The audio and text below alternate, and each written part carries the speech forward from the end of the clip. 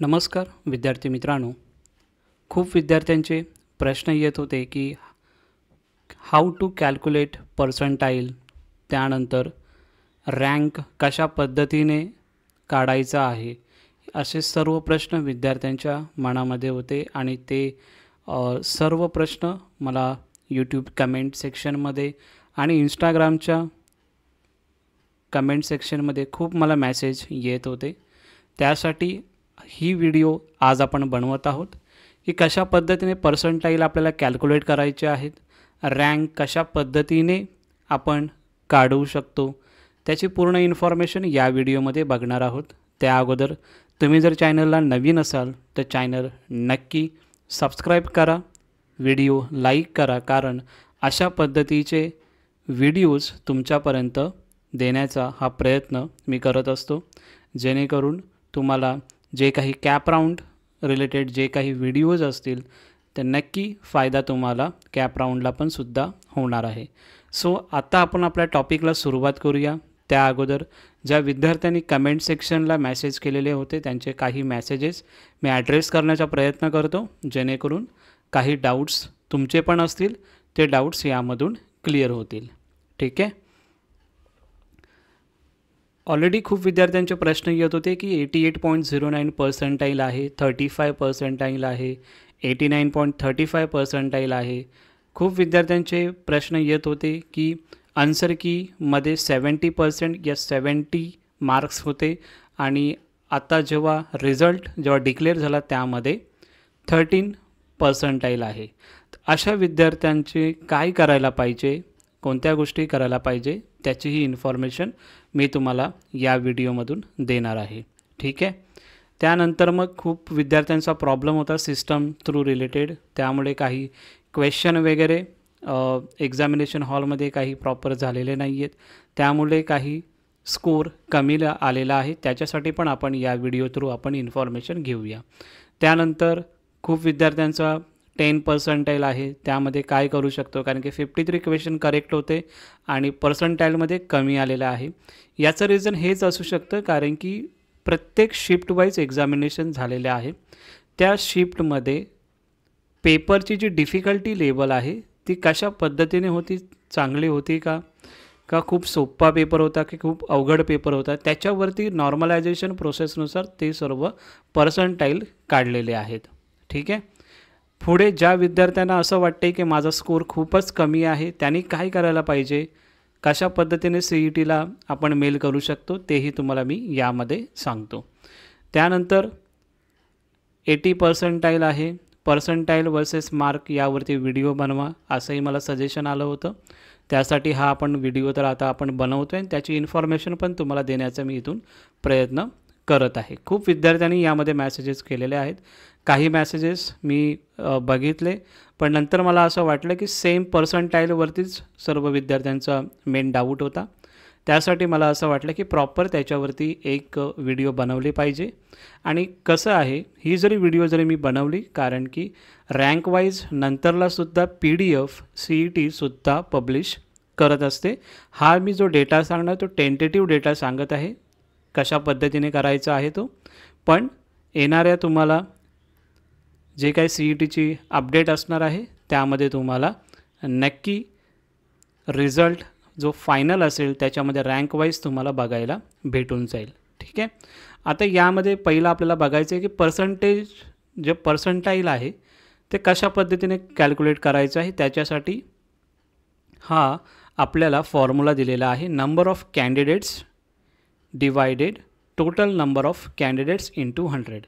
जर आपण प्रॉपर वेनी जर बघायला गेलं तर आपल्याला नॉर्मलायझेशन प्रोसेसमध्ये जर आपण बघितलं तर आपल्याला काही इन्फॉर्मेशन त्याच्यामध्ये दिलेली होती की त्यामध्ये अशी इन्फॉर्मेशन दिलेली होती की टोटल डे 1 आणि बॅच 1मध्ये म्हणजे ज्या मॉर्निंग शिफ्टला जी एक्झामिनेशन झालेली होती त्याचं जर आपल्याला बघायचं असेल पर्सेंटाईल कशा पद्धतीने कॅल्क्युलेट करायचं आहे ते आपण करू शकतो। तर 2249 तेवढे स्टुडंट्स त्यामध्ये अवेलेबल होते एक्झामिनेशन हॉलमध्ये।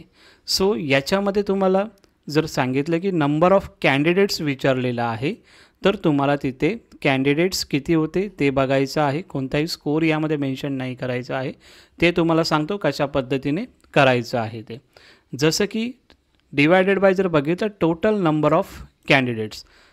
आता यामध्ये एक्झाम्पलनुसार आपण करूया की कशा पद्धतीने आपण सॉल्व करू शकतो.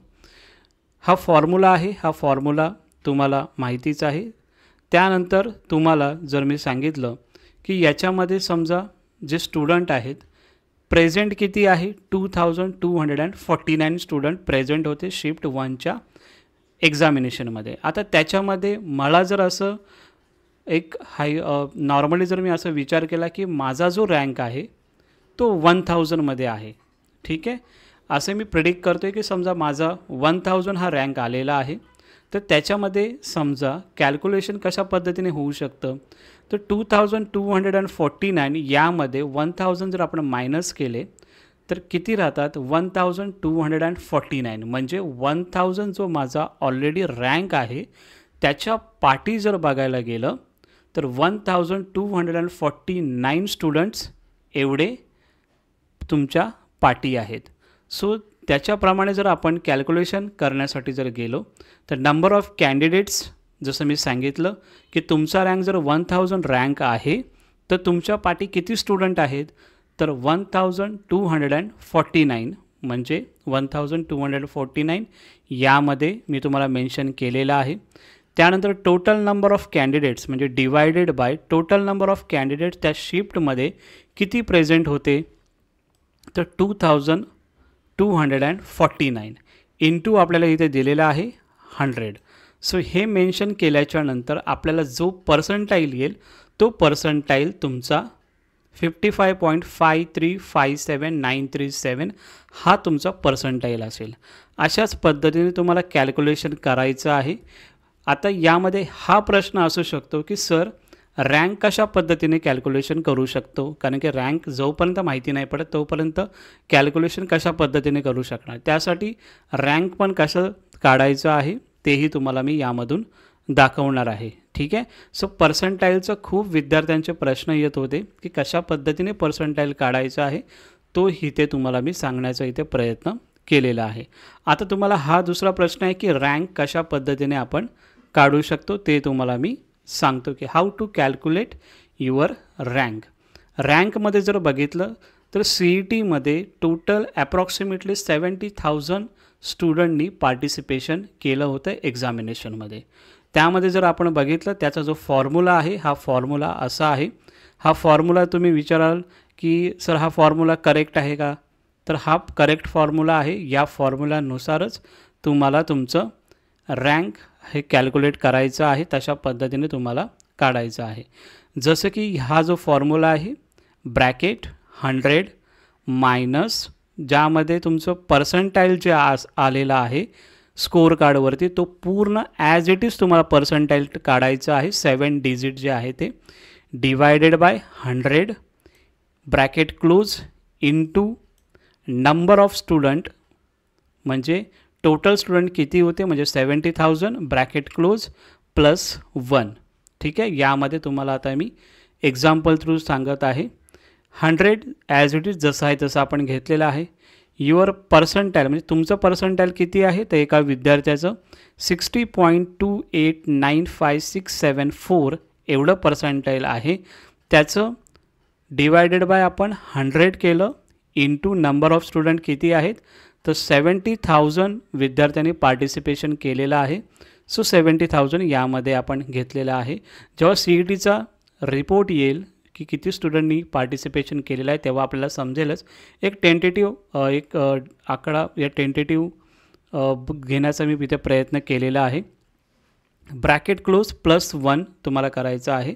याच्यामध्ये जेव्हा तुम्ही कॅल्क्युलेटर कराल त्यावेळी तुम्हाला चांगल्या पद्धतीने करायचं आहे. म्हणजे 100 मायनस 60.28 हे आल्याच्यानंतर डिवायडेड बाय 100 करा.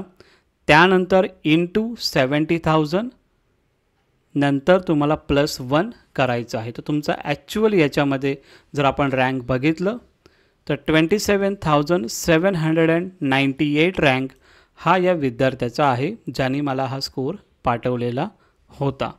सो अशा पद्धतीने तुम्ही जर रँक इथे काढलं तर मग तुम्ही पर्संटाईल हा जो आपण पहिला जो पर्संटाईलचा फॉर्म्युला बघितला त्यानुसार तुम्ही पर्संटाईलचा फॉर्म्युलामध्ये हा रँक टाकून तुम्ही तुमचं पर्संटाईल काढू शकता. पण हे मी तुम्हाला टेंटेटिव्ह सांगितलेलं आहे. जेव्हा CET जेव्हा जी PDF आहे फायनल रिझल्ट जेव्हा पब्लिश करेल त्यावेळी समजेल आपल्याला की ॲक्च्युअल रँक किती आहे म्हणून. ठीक आहे. सो आज आपण काय बघितलं, रँक कशा पद्धतीने कॅल्क्युलेट करायचं आहे ते बघितलं, पर्संटाईल कशा पद्धतीने काढायचं आहे तेही तुम्हाला मी इथून सांगितलेलं आहे. ठीक आहे.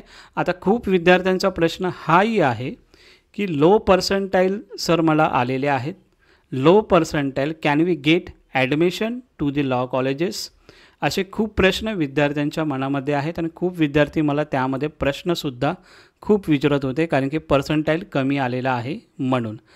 पहिली गोष्ट हे सांगतो की लो पर्संटाईल जरी तुम्हाला असेल तरी तुम्हाला ॲडमिशन तुमचं होऊ शकतं. कसं होऊ शकतं याच्यावरती पर्टिक्युलर मी व्हिडिओ बनवेन. कुठे होऊ शकतं, प्रायव्हेट कॉलेजेसमध्ये होऊ शकतं, मॅनेजमेंट राऊंड थ्रू तुमचं ॲडमिशन होऊ शकतं जरी तुम्हाला लो पर्संटाईल असेल तरीसुद्धा. ठीक आहे. आणि एवढंच आहे की कोणतंही टेन्शन आता घेऊ नका, जे स्कोर आलेला आहे ते तुम्हाला बघा आणि त्यानंतर हा एक तुमचा डाऊट असेल की सर स्कोर कमी आलेला आहे तर मला तिकीट रेज करायचं आहे तर कशा पद्धतीने मी करू शकतो. वन वे आहे, तुम्हाला तुमचं पोर्टल लॉग इन करायचं आहे. लॉग इन पोर्टल केल्याच्या नंतर तुम्हाला हेल्प डेस्कचा ऑप्शन दिसेल, तुम्हाला तिथे हेल्प डेस्कचा ऑप्शन असेल तिथे क्लिक करून तुम्हाला तिकीट रेज करायचे आहे. पण जे विद्यार्थी ज्यांच्याकडे रिस्पॉन्स शीट असेल असेच विद्यार्थी ते तिकीट रेज करू शकतात. कारण जर आपण बघितलं रिस्पॉन्स शीट जेव्हा आली होती तेव्हा खूप विद्यार्थ्यांचे स्कोर 70 होते, काही विद्यार्थ्यांचे स्कोर 75 होते, काही विद्यार्थ्यांचे स्कोर 90 होते. तर त्यांचं जेव्हा पर्संटाईल जेव्हा आलेलं आहे ते खूप कमी आलेले आहेत. अशा विद्यार्थ्यांनी जर त्यांच्याकडे रिस्पॉन्स शीट असेल तर ती PDF तुम्हाला त्या मेल करायची आहे. मेल ID तुम्हाला डिस्क्रिप्शन बॉक्समध्ये टाकून देतो मी CETचा. आणि दुसरं म्हणजे तुम्हाला प्रोफाईलमधून लॉग इन करून तुम्ही तिकीट रेज करू शकता की अशा पद्धतीने आमचं रिझल्ट एवढा स्कोर होता आणि रिझल्ट पर्संटाईलमध्ये एवढा कमी लागलेला आहे. सो यामध्ये CET काही ना काहीतरी जर जास्त मेल गेले तर नक्की त्याच्यामध्ये काही ना काहीतरी ऑप्शन हा येऊ शकतो. सो ज्यांचा लो स्कोर आहे त्यांच्यासाठी काय करायचं आहे, कॉलेज भेटेल का हेही तुम्हाला सांगितलेलं आहे. त्यानंतर आज आपण जे काही तुम्हाला पर्संटाईल कॅल्क्युलेट कशा पद्धतीने करायचं आहे तेही तुम्हाला सांगितलं आणि रँक कशा पद्धतीने तुम्हाला करू शकता तुम्ही कॅल्क्युलेट तेही तुम्हाला मी सांगितलेलं आहे. ठीक आहे. आय होप तुम्हाला सर्व गोष्टी प्रॉपर वेनी समजलेल्या असतील. जरी काही डाऊट असेल तरी मला इंस्टाग्राम किंवा यूट्यूब कमेंट सेक्शनमध्ये मला विचारा, मी नक्की तुम्हाला आन्सर देण्याचा नक्की प्रयत्न करेन. काही डाऊट असतील तर नक्की मी इव्हिनिंगला एक लाईव्ह सेशन घेईन, त्याच्यामध्ये तुमचे सर्व डाऊट्स क्लिअर करेन.